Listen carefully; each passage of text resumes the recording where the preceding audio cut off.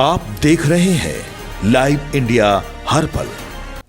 नमस्कार, live India में आपका स्वागत है। मैं अनिल सम्राट। देखिए, बिहार में दूसरे चरण का जो मतदान हो रहा है, शांतिपूर्ण ढंग से मतदान हो रहा है और 11 बजे तक वोटिंग प्रतिशत हम बता दें कि लगभग 32% वोटिंग हुई है और इसके बाद भी हम आपको अपडेट करेंगे कि किस तरह से वोटिंग प्रतिशत। हालांकि वोटिंग प्रतिशत बहुत सही है और आने वाले जो समय है 5 बजे तक की वोटिंग होना है, काफ़ी उम्मीद की जा रही है कि अच्छी वोटिंग होगी।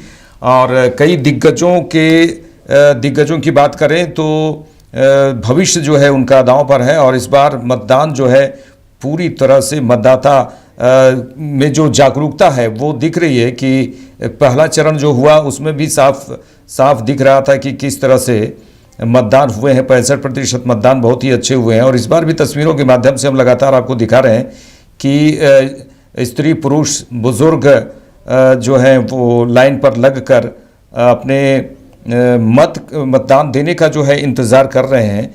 और तस्वीरों के माध्यम से देखिए, दिव्यांगजनों को भी जो उत्सुकता है वो देखने को मिल रहा है और उनके लिए विशेष सुविधाएं दी गई हैं यहाँ पर मतदान केंद्रों पर कि किसी भी प्रकार से मतदान देने में किसी भी प्रकार से दिक्कत ना हो। 11 बजे तक लगभग 32% मतदान हो गए हैं और जो मतदान है वो शांतिपूर्ण ढंग से चल रहे हैं। आपको बता दें कि 14 नवंबर को मतगणना है और इस दिन पूरी तरह से क्लियर हो जाएगा कि आखिर कौन बिहार का मुख्यमंत्री बनेगा और कौन बिहार को संभालने की तैयारी करेगा। हालांकि जो महागठबंधन और एनडीए, ये दोनों के बीच ही कड़ी टक्कर नज़र आ रही है यहाँ पर। और इसके साथ ही झारखंड में भी चुनाव हो रहे हैं, जो घाटशिला विधानसभा उपचुनाव, उसमें भी अच्छी वोटिंग प्रतिशत जारी है। लेकिन जो बिहार की बात करें तो बिहार में बहुत ही बेहतर वोटिंग प्रतिशत होने की उम्मीद है। इस बार दूसरा चरण है, पहले चरण में तो बहुत ही अच्छा मतदान हुआ है। इस बार लोगों में जागरूकता आई है या चुनाव आयोग ने या प्रशासन की तरफ से काफ़ी जागरूकता अभियान चलाया गया कि आप मतदान केंद्रों में अवश्य आएँ, क्योंकि ये जो मतदान होता है वो 5 साल के बाद एक बार आता है और इस मौके को कभी छोड़ना नहीं चाहिए, क्योंकि ये महा उत्सव की तरह इसे मनाया जाता है और वो कई बूथों में दिखता भी है। कई मॉडल बूथ भी नज़र आ रहे हैं और जो क्रम है, जो मतदान करने का जो क्रम है वो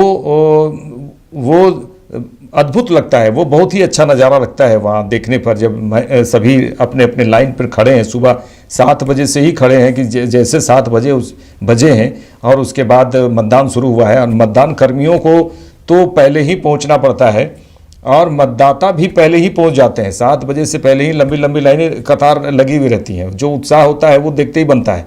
जो मतदान कर्मी हैं, चाहे किसी भी परेशानी में हो, वहाँ पर पहुँच जाना है। कल ही सभी अपने अपने स्थानों पर पहुँच गए और उसके बाद किसी मतदान कर्मी जो होते हैं वो 5-6 मतदान कर्मी होते हैं, किसे मतदान करना है। और वहाँ पर सबसे बड़ी बात है कि मतदान केंद्रों में हर पार्टी के एक लोग होते हैं जो किसी भी तरह से वो मुआयना करते हैं कि कहीं कोई दिक्कत ना हो और कोई गलत वोटिंग तो नहीं कर रहा है, ये पहचान होती है। अगर बुर्के की बात करें तो इस बार बिहार में पहले ऐसा नहीं था। पहले के मतदान के दौरान बुर्का पहन के जो महिलाएं आती थीं उन्हें उससे चेकिंग नहीं किया जाता था, लेकिन इस बार चेकिंग भी हो रही है।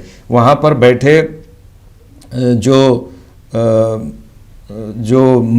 महिला होती है वो जो है वो चेक करती हैं और उसके बाद वो वोट करती हैं। इसमें सवाल ये उठा था कि जो बुर्का में पहनकर कुछ ऐसे लोग भी जो है बुर्का पहनकर मतदान करते हैं जिससे पर आपत्ति थी और उसके बाद इस तरह से वो नियम लागू किया गया चुनाव आयोग के द्वारा। लेकिन चुनाव आयोग ने लागू तो किया और इस पर पूछा गया जब वहाँ पर मौजूद महिलाओं से कि आपको कोई आपत्ति, कोई दिक्कत तो नहीं है, क्योंकि बुर्के की चेकिंग हो रही, चेहरे देखे जा रहे हैं। तो वो उनका कहना था कि कोई हमें दिक्कत नहीं है, सब ठीक है।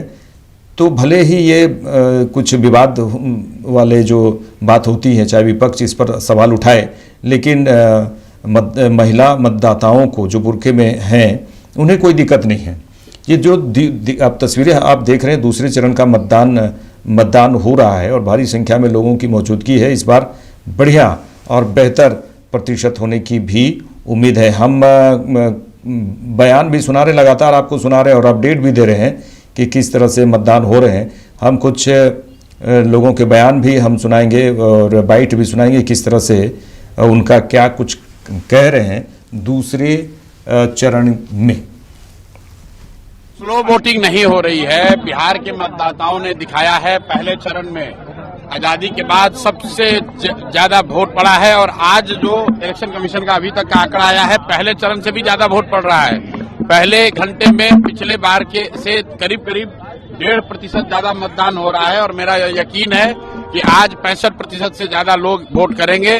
नया रिकॉर्ड बनेगा। ये वोट बिहार में बदलाव के लिए है, बिहार में बेहतरी के लिए है, बिहार में बच्चों के लिए शिक्षा रोजगार हो इसके लिए है। और दो महत्वपूर्ण बात कि 14 तारीख के बाद एक ऐसी व्यवस्था बने कि बिहार में किसी भी युवा को 10-12 हजार रुपए के रोजी रोजगार के लिए अपना गांव परिवार बिहार छोड़कर बाहर नहीं जाना पड़े। इस बात के लिए वोट है और हर जगह आप देख रहे हैं लोग बड़ी संख्या में आकर इसी लिए वोट कर रहे हैं। वोटिंग निष्पक्ष हो रही है क्योंकि तमाम तरह की आशंकाएं पहले से व्यक्त की जा रही है। देखिए, जो लोग पार्टिसिपेंट होते हैं चुनाव में उनके आरोप प्रत्यारोप चलते रहते हैं, लेकिन हम लोग लोकतंत्र में भरोसा करने वाले लोग हैं। चुनाव आयोग की जिम्मेवारी है, प्रेस है, मीडिया है, कोर्ट है, प्रशासन है और हम लोग का विश्वास है कि चुनाव शांतिपूर्ण तरीके से बेहतर तरीके से हो जाएगा। बिहार में बदलाव के लिए, बिहार में शिक्षा रोजगार के लिए, पलायन बंद करने के लिए और भ्रष्टाचार को खत्म करने के लिए हर एक वोट जरूरी है। अपने घरों से निकलिए और सिर्फ घर में बैठ के गांव में बैठकर बात करने से नहीं होगा। बूथ मतदान केंद्र पर जाइए और सही व्यक्ति का चुनाव कीजिए, ऐसे व्यक्ति का चुनाव कीजिए जिससे बिहार में बेहतरी हो, बिहार में लोगों के जीवन को बेहतर बनाया जा सके। ये आपका मौका है, ये जनता का मौका है। आज अगर चूकिएगा तो अगले 5 साल तक बिहार की बदतर हालत में आपको जीना पड़ेगा।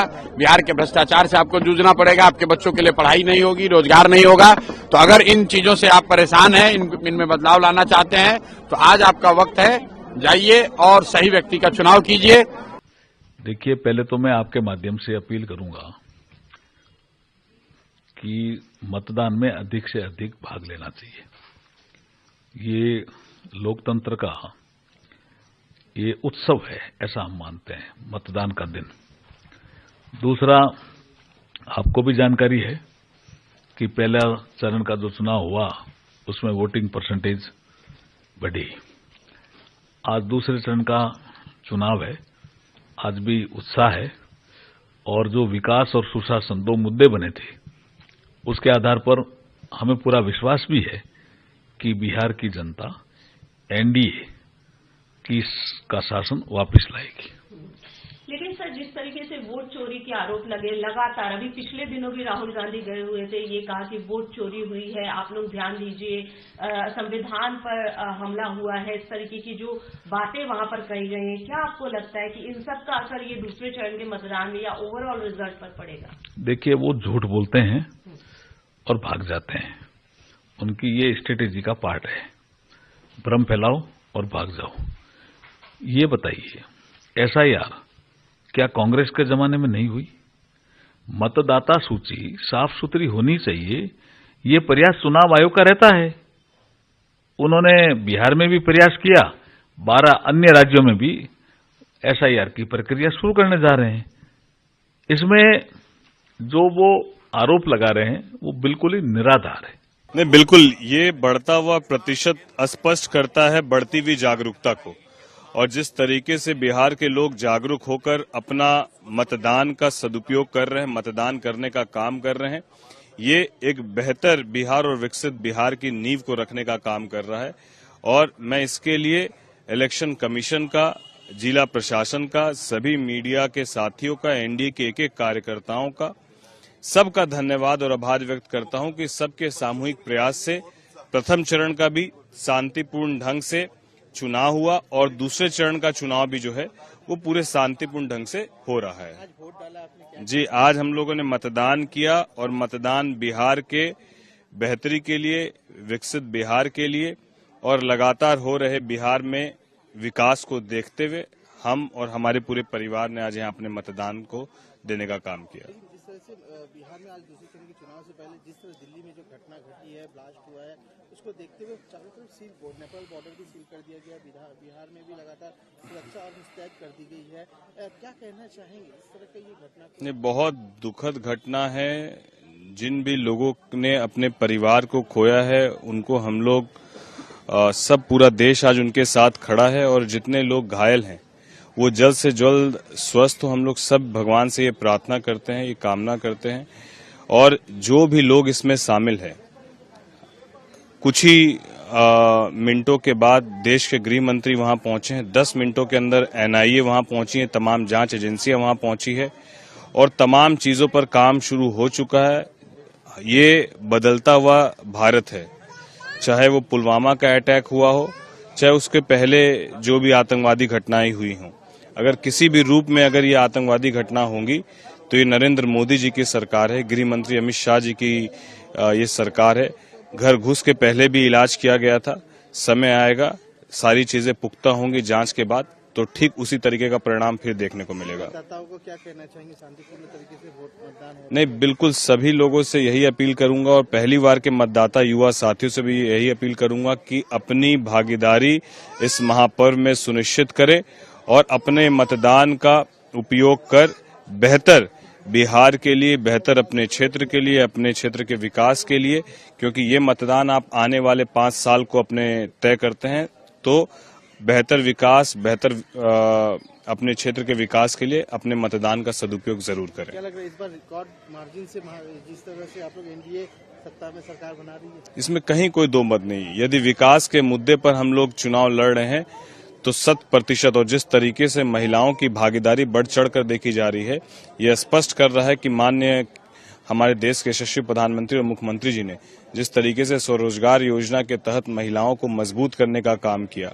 जिस तरीके से बुजुर्गों को, अभिभावकों को पेंशन उनके बढ़ाने का काम किया, जिस तरीके से तमाम सरकार की योजनाएं जो मध्यम वर्गीय परिवार है उसको मजबूत करने का काम किया गया, इन तमाम मुद्दों पर जब चुनाव हो रहा है तो लोग बढ़ चढ़कर न केवल हिस्सा ले रहे हैं बल्कि एक NDA को और मजबूत करने का काम कर रहे हैं। तो एक प्रचंड बहुमत के साथ हम लोग वापस सरकार में 14 तारीख को आ रहे हैं। क्या बेनिफिट करेगा? नहीं, ये बेनिफिट और नुकसान का विषय ही नहीं है। SIR एक पारदर्शिता का विषय है, चुनाव को पारदर्शिता के साथ कराने का विषय है, जिसमें वही लोग चुनाव में भागीदार हों जो यहाँ पर रहते हों या जिनका नाम यहाँ पर हो या जिनका परिवार और यहाँ का जिनका जो एक क्राइटेरिया तय की गई थी कि ये डॉक्यूमेंट जिनके पास होनी चाहिए। तो मुझे लगता है एक पारदर्शिता के साथ ये चुनाव हो रहा है और इसका असर आने वाले परिणाम में भी दिखेगा। विपक्ष तो इसको लेकर बौखलाई हुई है। देखिए, जब मुद्दे और आपको ये स्पष्ट रूप से दिखने लगे कि आप चुनाव हार रहे हैं तो अभी से ही महागठबंधन इस विषय को उठाना शुरू कर दिया है कि भैया वोट चोरी हो रहा है तो SIR है और तमाम मुद्दे, क्योंकि इनके पास कोई मुद्दे बचे नहीं। और ये पूरा बिहार तो घूमे ना SIR के मुद्दे पर, राहुल गांधी जी के साथ बैठकर घूमे। जब परिणाम आएगा तो आप देखिएगा, लोगों को चाहिए कि उनके हित की बात आप क्या कर रहे हैं। आप बेबुनियाद और बेफिजूल की बातों को लेकर आप मुद्दा बनाते हैं, और अगर आपको इतना ही उसमें कोई बदलाव चाहिए होता है तो इलेक्शन कमीशन इनकी एक कमेटी बनाई थी जिसमें इनका एक दल आकर इलेक्शन कमीशन से मिलना था। लेकिन इनको बदलाव नहीं चाहिए, इनको सिर्फ बवाल चाहिए। तो जिनको बवाल चाहिए वो लोग सारे सांसदों को लेकर दिल्ली में भी धरना और प्रदर्शन और तमाम चीजें करने का काम किए, और अभी भी इस मुद्दे को लेकर पूरे बिहार में घूमने का काम किए। जिनको सही में बदलाव करना होता है वो एफिडेविट के साथ इलेक्शन कमीशन पहुंचता है, केवल आके प्रेजेंटेशन नहीं देता। ये चरण की शुरुआत हो गई है सब जगह, और इतनी अच्छी खबर है कि मत पूछिए। चारों तरफ से NDA सिर्फ NDA ही दिख रहा है। मतदाताओं में जबरदस्त रूप से उत्साह है, खास करके महिला मतदाता तो पूरे तौर पे उत्साहित होकर मतदान कर रही हैं और NDA के पक्ष में कर रही हैं। तो हम तो पहले से ही बताते रहे, और आज जो अभी तक द्वितीय चरण के मतदान का रुझान आ रहा है उसके आधार पे जो अपेक्षा थी उससे भी ज़्यादा, कई गुना ज़्यादा NDA के पक्ष में परिणाम आने वाला है। पूर्व उत्साह है। मैं खुद अभी वोट देके आ रहा हूं और जिस प्रकार की भीड़ हर बूथ पे दिख रही है पूरे चंपारण में, वह बता रहा है कि इस बार आंकड़ा 70% से भी पार जाएगा। NDA के पक्ष में जिस प्रकार का एक आंधी चल रहा है वह बता रही है कि हम 200 सीट भी इस बार आंकड़े को पार करके और एक बहुत बड़े बहुमत से सरकार बनाने जा रहे हैं।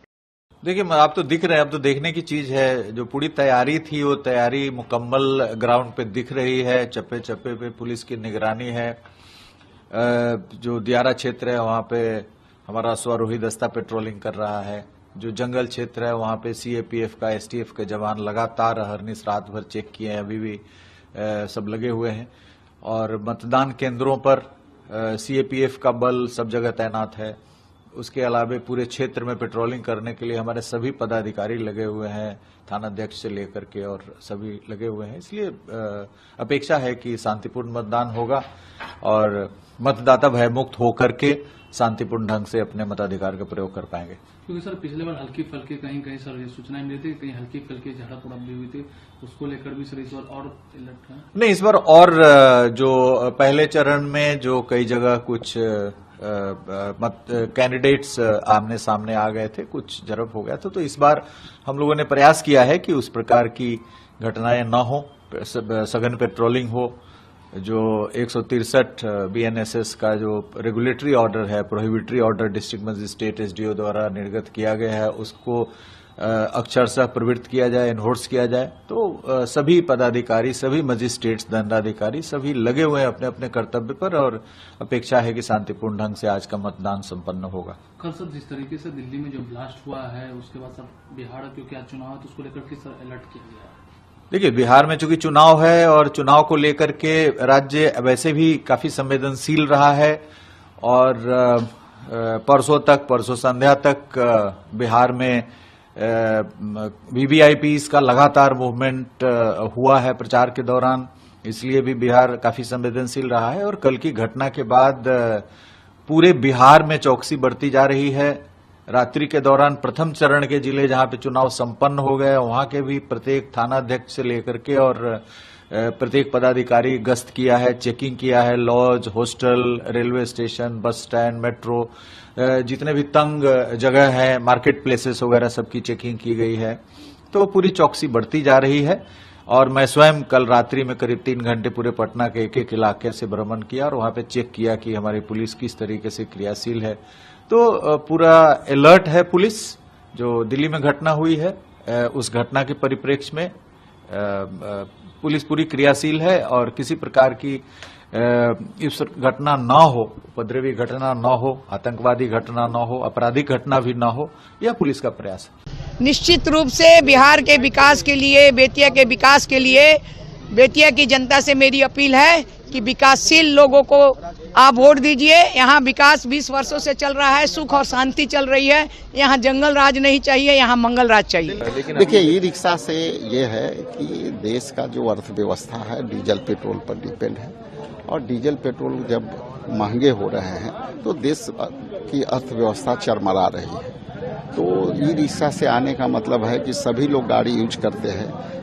जो छोटे छोटे जो ट्रांसपोर्टेशन है उसको ई रिक्शा से करना चाहिए, उससे पोल्यूशन भी बचता है, हमारा पर्यावरण भी ठीक रहता है, देश की अर्थव्यवस्था भी ठीक रहती है। आप यहाँ के प्रदेश अध्यक्ष हैं, दूसरे चरण का मतदान है, क्या लोगों से कहेंगे और क्या लग रहा है पहले चरण में इतना भरपूर वोटिंग? मैं लोगों से अपील ये करूंगा कि शांतिपूर्ण सौहार्द तरीके से आप वोट करें। लोकतंत्र महापर्व है, इस पर्व को जो है अपनी इंजॉय करते हुए अपनी सरकार चुने। बेरोजगारी के जो समर्थक सरकार है उसकी सरकार चुने। फर्स्ट फेज, सेकेंड फेज दोनों मिला के अलग अलग नहीं है। इंडिया गठबंधन के बॉडी लैंग्वेज चेंज हो गई, वोटरों को में भी बॉडी लैंग्वेज चेंज है और बॉडी लैंग्वेज जो चेंज हुए हैं वोटर का, वो ये दर्शाता है कि 20 साल का जो सरकार रहा वो उनकी टाटा बाय बाय के समय आ गए और ये जनता मान लेकर कर चुकी है कि अब यहाँ नई सरकार चाहिए और वो इंडिया गठबंधन की नई सरकार। कल तेजस्वी यादव ने पहले चरण की वोटिंग पे सवाल उठाया। देखिए, सवाल आज भी है, सवाल कल भी था और ये सवाल जब तक में केंद्र में बीजेपी सरकार है तब तक ये सवाल जो है जिंदा रहे गिरिराज। क्योंकि समझने वाली ये बात है कि जिस तरह से वोटर अधिकार यात्रा हम लोगों ने चलाया और आज वोट चोरी का जो मामला है आज भी जिंदा है, वो खत्म नहीं हुआ।